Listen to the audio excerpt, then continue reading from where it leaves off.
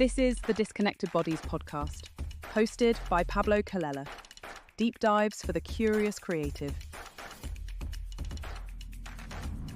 Daniel, welcome to the Disconnected Bodies podcast. Thank you. Good to be here. You're CEO of Emergency Exit Arts. I am. Which I'd say are Britain's leading outdoor arts company.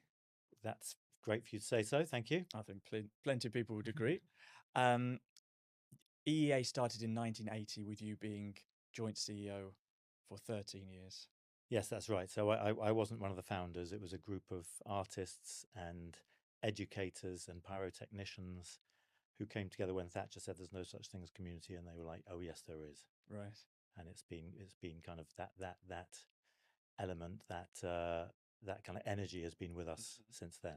It's an interesting group of people. I suppose in the 80s it was needed to have that sort of energy brought together to make something happen, as you say, when Thatcher had.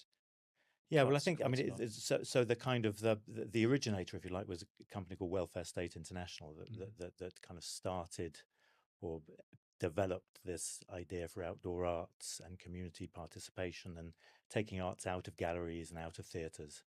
And we were in Emergency Exit Arts. Some of the founders were part of Welfare State and then went on to set up Emergency Exit Arts in London. But yes, it was needed then and it's needed now, maybe more than ever. Right. Well, we'll get onto a few of the projects later on. I think it is needed now, especially the project that you've got coming up most immediately after in 2025. So how did you come to lead EEA? Well, I guess I had quite an unusual career journey leading up to Emergency Exit Arts. So I studied business studies at university. I didn't really like it. I then spent, at university and after university, I would still put on events and joined a sort of drama society and that sort of thing. And then after university, I joined the Body Shop in their international franchising team. An aspiring organisation led by Gordon and Nita Roddick, who are fantastic leaders, very inspiring, and set up new countries, new franchises, and new shops overseas. In a way, starting a new organisation or starting a new shop is a bit like putting on a production. You've got all the backstage, back office work that needs to be done before you can actually open the shop. And from that, I used to put on events for the Body Shop, and then did a Carnival Arts workshop, a Samba workshop with Carnival Collective in Brighton, and decided to, if you like, to transfer from sort of business as a force for social change to the arts as a force for social change. So with Carnival Collective, we started putting on more events. And through that, I did a lot of workshops and creative education in schools, and then joined the Arts Council. And that eventually led me to applying to Emergency Exit Arts, whose kind of values that I aligned with, but also the kind of work that they put on, I felt that I had some experience in. And so for the last, I joined when Deb Mullins, one of the founders, was still there. We worked together fantastically for about 8 years, but the last 5 years I've been the sole CEO. Mm-hmm. So it's quite interesting, I guess. As you explained it makes perfect sense, but it is quite a shift from start to finish. And was there a project that made you realize, okay, this is actually what I wanted to do? Is this like more suited to what you wanted to do? I guess that in the early 2000s, I used to put, actually for the year 2000, for the millennium, I produced a project called Beating Time, which brought together lots of different carnival troupes from across Brighton, teaching people to dance or play percussion or make costumes. And 5 groups from around Brighton came together for a big finale. And at the time, it was thought to be the biggest event on the beach in living memory. That was until Fatboy Slim did his gig a year later, which of course completely, thankfully, knocked ours out of the water. I wouldn't want that kind of crowd on Brighton Beach again. So that was 2000. So were your Arts Council funded for since 2000 as well? Is it? So Emergency Exit Arts has received Arts Council funding, since before my time. I Right. mean, in the RALP days, if anyone knows them, the Regional Arts Lottery, something or other. Mm. And we're now an NPO, Right. a National Portfolio Organisation. For how long was it? Since it's been going. So really? I mean, we've been fantastically supported by Arts Mm. Council England. Yeah. We'd love to get more, More, right. but it's it's a really important part of the mix and an Yeah. important stamp of quality. So yeah, we're proud to be an NPO and very thankful to Arts Have they Council. given you any feedback's the wrong word, but any comment on what you do? Because I think they should celebrate what you do, and I'm sure that Yeah, they I mean, have. it's very difficult. It's obviously we do get good feedback, and I think on an individual level, people know that we punch above our weight. We have audiences of over 1 million a year. If you work it out, we get 120,000 as an NPO, and we're very grateful for that. But we feel for the impact that we have, the audiences we get, the reach, because we work all across the country and internationally, that it works out. I think I worked out about 10 pence per engagement. Right. And if you compare that to some other funded organisations, I think we do pretty well. And it's obviously not about, but it's about the depth of engagement. But I also think, I mean, we can talk about this a bit more later, but I think the level of impact that we have on many individuals from all sorts of different backgrounds is quite strong. Absolutely. I mean, if anyone is watching this or listening to this, I'd encourage them to look at your website and see the stats, because the stats are mind-blowing, really. I know when I visited your space before, and you showed me like the impact report. I was on the train back reading those. Oh, and thanks the for reading it. I'm sure plenty of people do. But as you say, the numbers, I mean, the money that you get, okay, it's substantial, but as you say, per head, that's pretty incredible numbers. Yeah, well, Across I the think board as so, well. and they're not made up, and I mean, it might be that we do a procession in somebody else's event, and there are audiences of 10,000. So probably most people they're going to the event, and the event is this is a great free outdoor event festival in the summer that you can take the whole family to, and the impact of our event in the context of our piece in the context of the whole event. It's very difficult to measure, but I think that we do, both in the participation, because we're always keen to, we've been co-creating with communities from day one, so over 45 years. But I think that the impact we have on a smaller group of participants and co-creators, as well as an audience, can be significant. And of course, it's, you can never measure it. I mean, if I try and measure the first workshop I went to with Carnival Collective back in 1996, and the impact that 2-hour workshop had on me then, I would have ticked a box saying excellent, but actually it's actually been a turning point in my career. And of course that there's no one measuring that, right, because you have to measure, you're asked to measure the impact, days or weeks after the event, not 10 years later, right? Which would be great, really. Yeah. So you work with communities, and community engagement is I'd say a priority for what you do. But before we get to that, how do you work with local councils? Because I know a lot of it is with councils. Do they set you a brief and you have to match it, or do they work alongside you to develop something? Yes, well, there's usually for most local authorities, there's a procurement process. So we're used to submitting ideas through those procurement processes. But then usually there's an individual or there's a group of individuals. So if we're successful, you then want to really get behind what they want to try and achieve.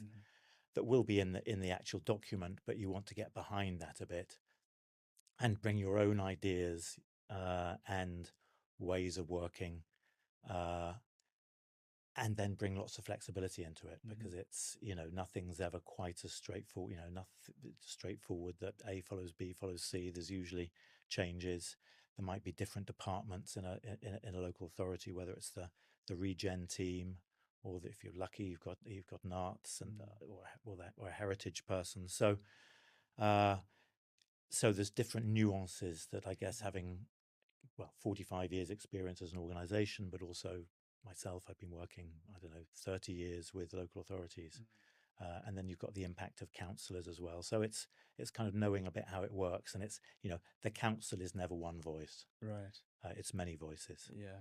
Which is a challenge or a strength? It's a challenge. It's, it's understandable. It's public money and they have many competing objectives of their time and their money and their attention. Yeah.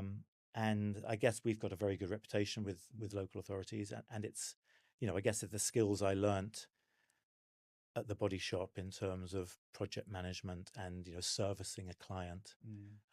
We used to have head franchisees in different countries, and jumping through hoops and ultimately probably ending up doing much more than you originally put in for. But that's because we love the work we do, and we've got a really committed team. We've got a fantastic team of in Rothbury Hall in Greenwich, and of freelancers all across the country who are just used to making sure that we fulfill and try and not overfulfill, try and exceed any expectations. Really. Yeah, I mean, any council's going to be lucky to have you on board, I think, because as you say, like you've got the experience. I'm sure you bring the ideas, because I guess would be quite easy for someone else to come in and suggest some public art or an offer, but not really have the enthusiasm. It's very, I guess, what I'm saying is if you're in the council and your expertise isn't public art, it might be easy to fall into a trap of something that might seem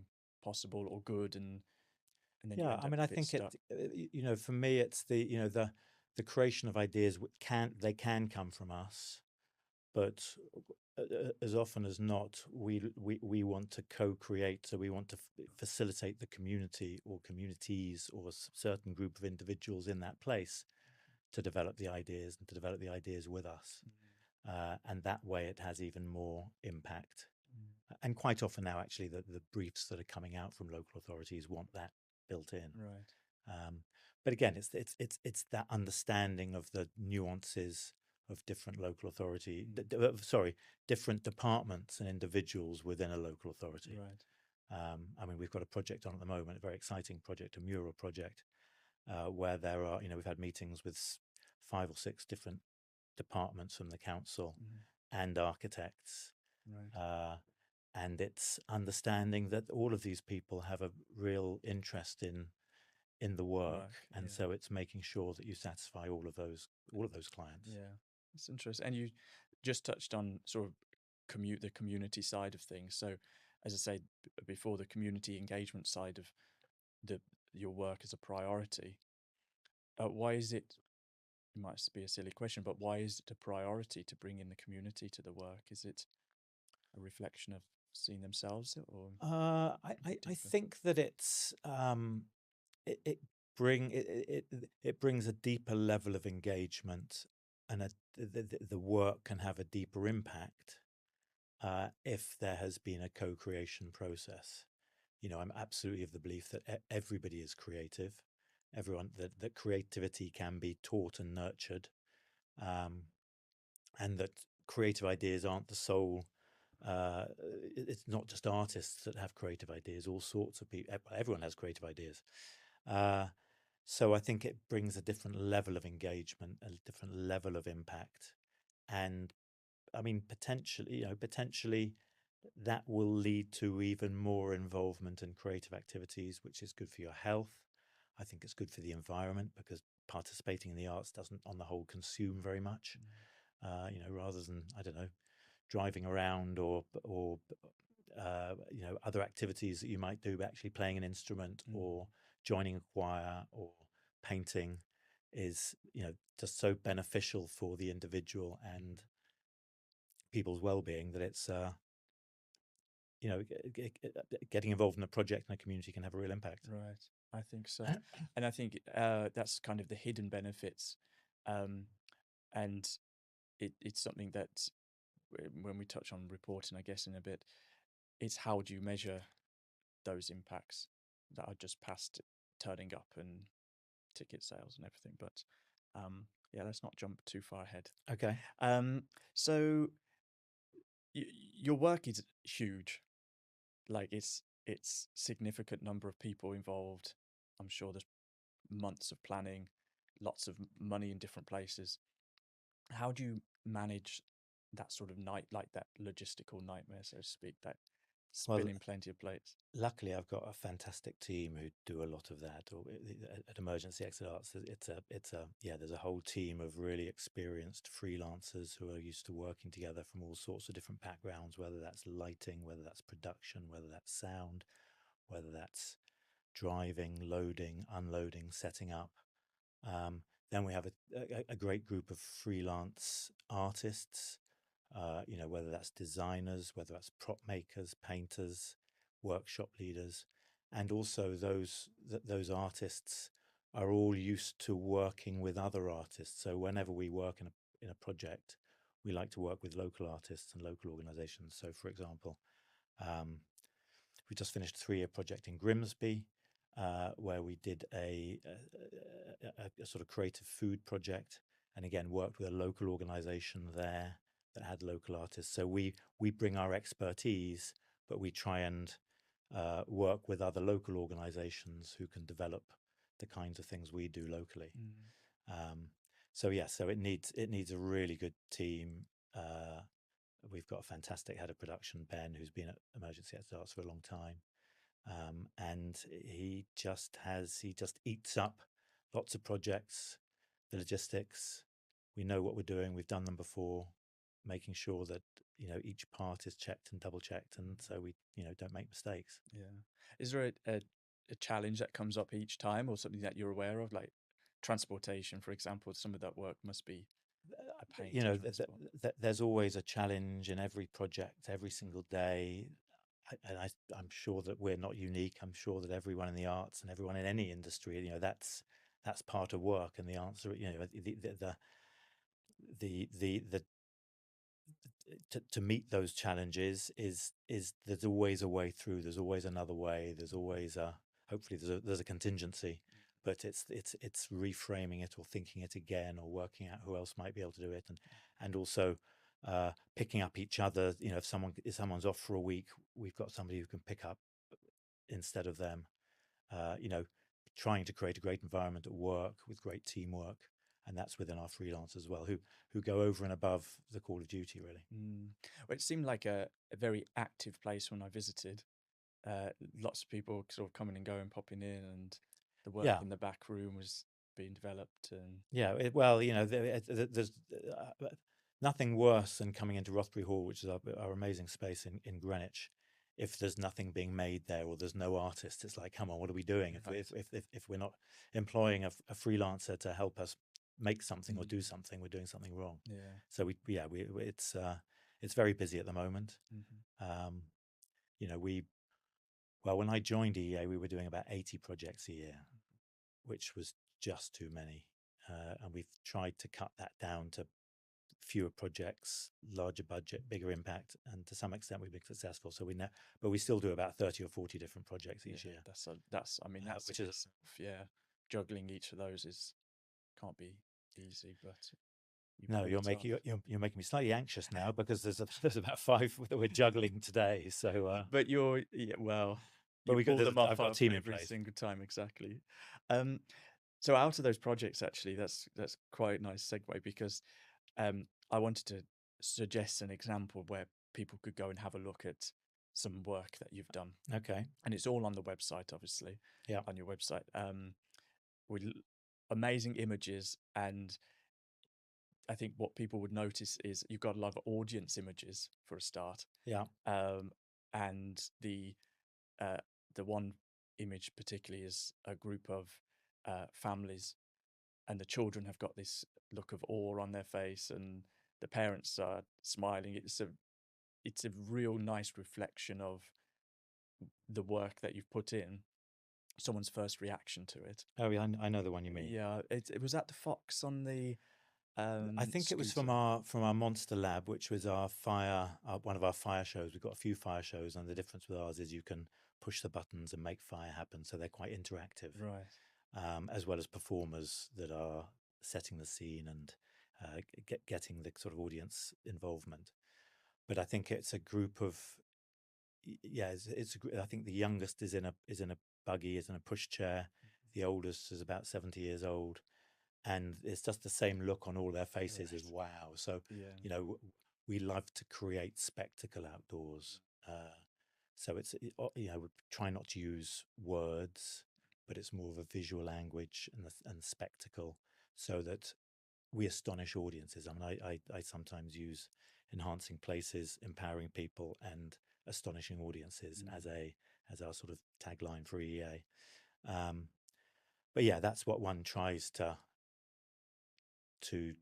create and Yeah. develop. So some people might think, oh, outdoor arts is that going to Shakespeare in the Park? Well, for us, no, it's not. Right. It's not about lots of words. It's about seeing something and just going, wow. So yes, like a giant fox on a scooter Right. of Farrah the Fox, who toured high streets with Historic England and Heritage Action Zones back in 2022 and 23.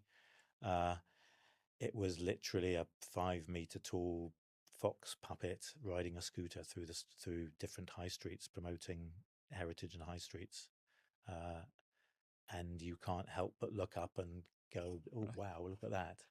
But even though the construction of that must be incredible, that's, you need some real talent to design that and have that structure. Absolutely. The I mean, again, construction. I think I mentioned that. I mean, we've got an amazing set of freelancers.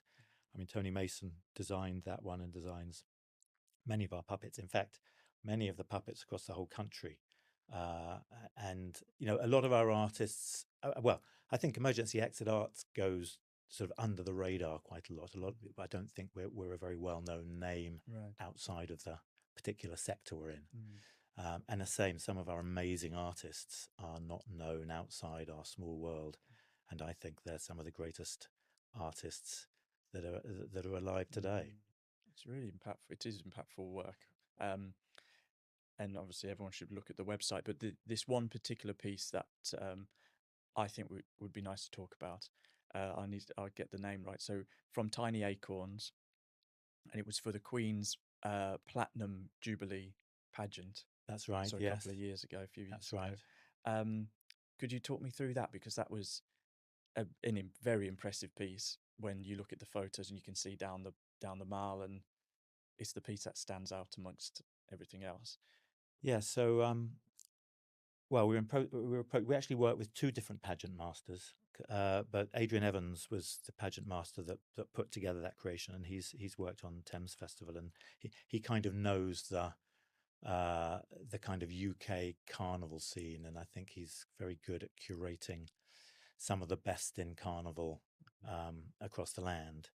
And we worked with another organisation, Mandinga Arts, and I think it was Ben on a site visit looking down the Mall saying, well, if you really want to have impact, and they were talking about a television audience of something up to 3 billion across the planet, that you have to make something really big.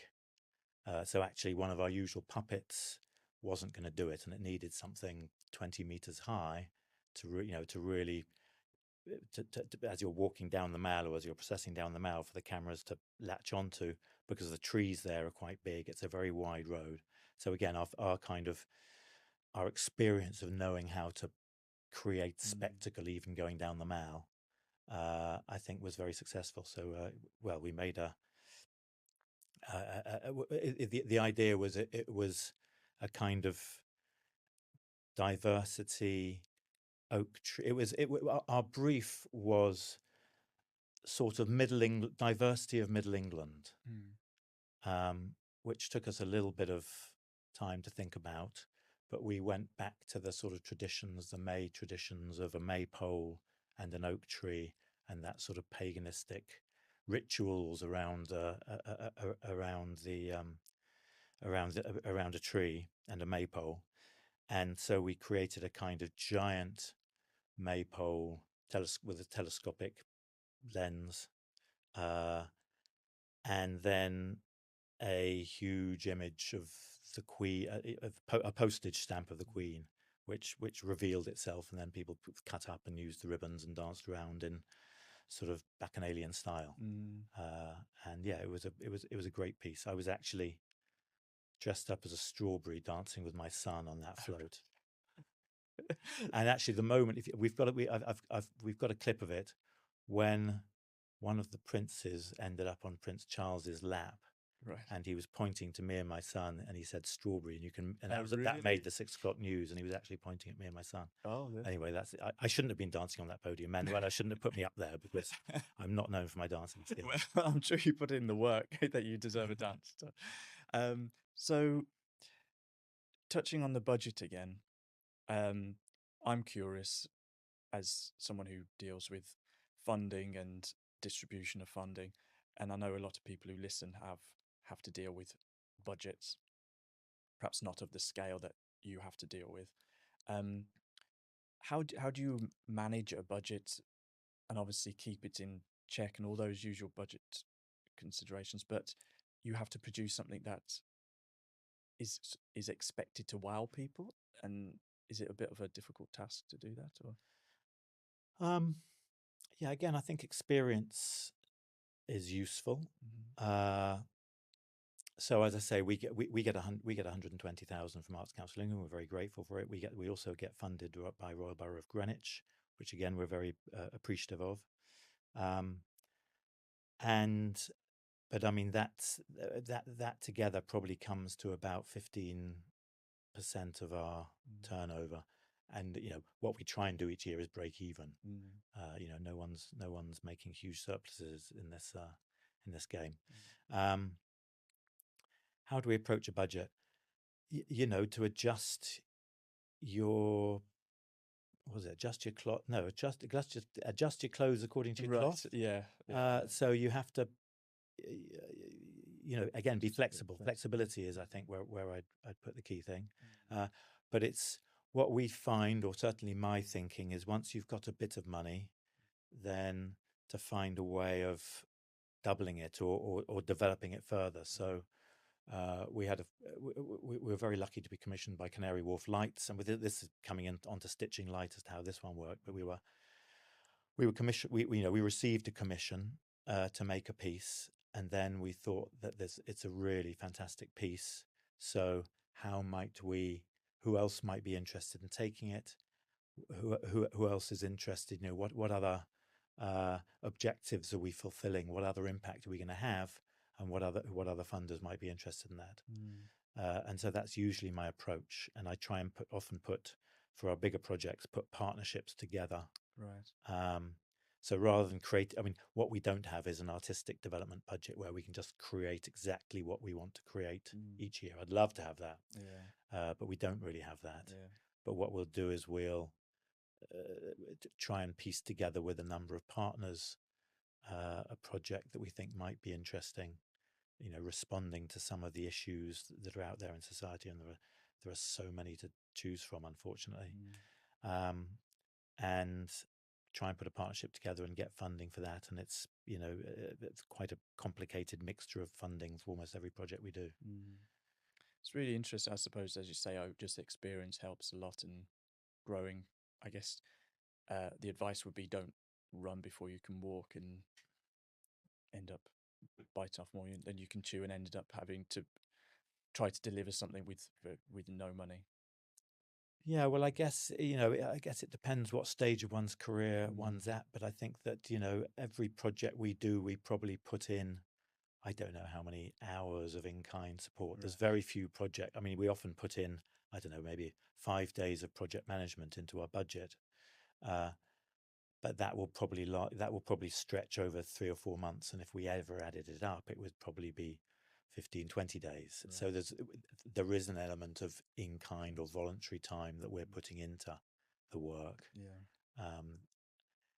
And I think, most people in this industry are doing it out of passion and out of love, but obviously you still need to somehow make it sustainable for yourself and earn a living out of it. That's right, absolutely. And yes, it's a challenge. Yeah.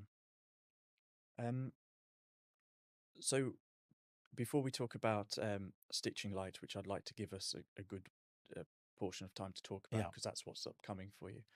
And we've touched on it as say, how do we measure impact of work that is public? How to measure impact of work that is part of a festival, or when the systems that or the structures that are in place for evaluation right now are very limited, need to be in a controlled setting to be of any sort of value. Are there any suggestions or anything that you'd like to see change in regards to how to capture evaluation? Yeah, I mean, look, it's difficult. And if I have to answer, how do we capture impact? I'd say at the moment, as an industry, we do it badly. Right. So I think, for me, there's the kind of some basic information that one wants to collect. How many audience, how many people were participating in the project? What was the budget? Did you meet your objectives? But really, it can take years to know what the impact was. And I go back to the example of me doing a sample workshop with Carnival Collective. The impact it had on me was absolutely huge, but you wouldn't know that until 20 years later. So I think that we need to be more organic in how we do it. I think we need to be more flexible. That obviously, because it's public money, it's really important that public money is well spent. But I think that there's probably too much focus on trying to, certainly in the outdoor sector, trying to fit into the systems that have come down through Arts Council or through other funders. Because they're designed to capture box office data, really, rather than the kinds of audiences that we have at our events. So we know, for example, because we might work in some of the places where there's, the high areas of deprivation, low areas of engagement in the arts. If we put something on in, let's say Chatham High Street, and we know that almost everybody there has walked there or come by bus because there aren't many places to park. And you can measure who comes by train, for example. That you can tell from photographs and from talking to people and talking to people on the ground who know their high street, that this is a very local audience from a very deprived area, and that we've got huge numbers of people out on the street. But trying to collect that through audience data, and the advice is we'll use a QR code and a smartphone. Well, if we did that, we would know that 70% of our audience are white middle-aged women, because they're more likely to have data on their smartphone they've got no language problems to understand what was what the process is to go onto the form, and they will. Sorry guys, but women are more likely to fill in the forms than the men are. So you're getting not just a snapshot of data, you're getting very inaccurate data that isn't representative of your audience, that you're then reporting back to the Arts Council or to other funders. So and the amount of time and effort and money you have to spend to collect the wrong information is nonsensical. Right. So I think it needs a much more flexible approach. Yeah, and that inaccurate data is then informing strategies for the next. Potentially, it's being reported up through the DCMS that's then reporting to Treasury that's saying, well, you haven't met your targets. But actually, we probably have met targets. It's just the problem in the recording of it. And that's true for all outdoor arts. It's true for all creative people and places. So all the initiatives which are trying to democratize our art forms and our art spending. It's very easy. I mean, for example, I don't know, for the Royal Opera House to collect the data from their ticket office data and from some of their workshops, because it's in a controlled environment, whereas we're not. It's just a different beast. Yeah. So before we end, let's talk about Stitching Light. Yeah. So Stitching Light is your upcoming project. It's with Bangladeshi communities, and you just showed me a photo of it hanging, so it must be almost ready to It's go. ready to go. It's the next journey, because the first iteration was in Canary Wharf in January 2025, but we've developed it further, and it's about to travel across light festivals across the north of England. And the first one is Leeds Light Night, which is 22nd, 23rd of October. I don't know when this podcast is going to go It'll be out by then, yeah. Well, if you've got a chance, or if you're in Leeds, go. Mm. And then it's going to be going to Worcester, Middlesbrough, Salford, and Fourth location. no, the fifth location. It'll and Bradford. How can I forget Bradford? Bradford, City of Culture. Because it was Bradford that you did a lot of work within the community. Is that right? Well, so every place. So the idea of stitching light. We developed the idea. You know, I love going to light festivals. I think they're fantastic, and they're a real kind of, well, not, I wouldn't say modern phenomenon, but you know, the last 5-10 years, they've really taken off in this country. So particularly free ones. Lots of people go to them at Christmas. There are some paid events, but there's lots of free ones. What I found on the whole is I love them, and I love the pieces that are created, and some of them are very thought-provoking, but not many of them are kind of co-created with the communities that they're appearing in. So we approached Canary Wharf Light Festival, and which is in Tower Hamlets, which has a very large South Asian population, particularly Bangladeshi population. So we found an artist called Rahul Abdin, and we, together with him, we developed the idea of collecting Bangladeshi women's stories and translating them onto textile panels, and then getting the women to sew light thread into those panels, so that and create a soundscape around that, so that there's a kind of submersive, immersive experience where you walk through these textile panels and the light thread glows, and it's, you know, hand stitched by the women who have been talking, and it's their story, their migration stories to the UK, which have been quite incredible. Well, it looked, I know I saw it when it was, let's say 50% complete, but something, it's in progress. Yeah.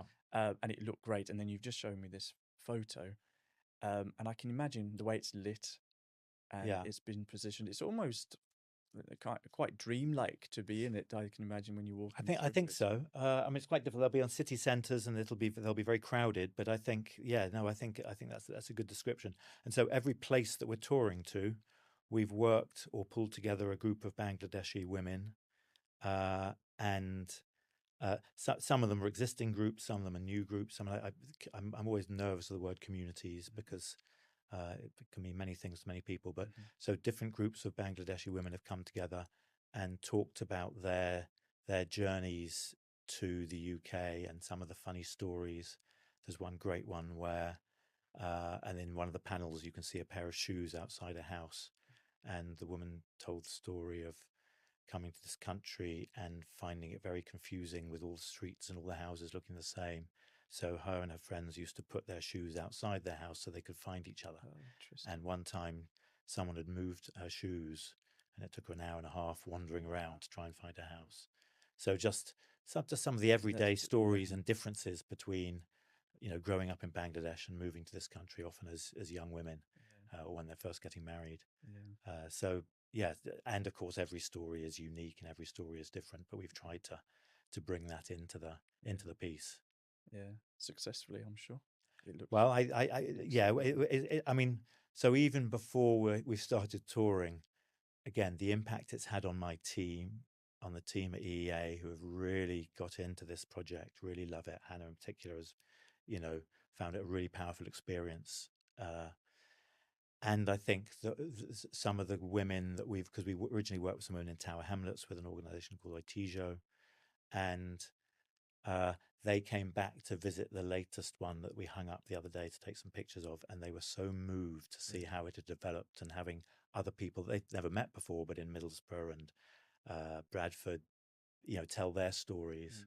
So I think it's already had impact on the women and the participants.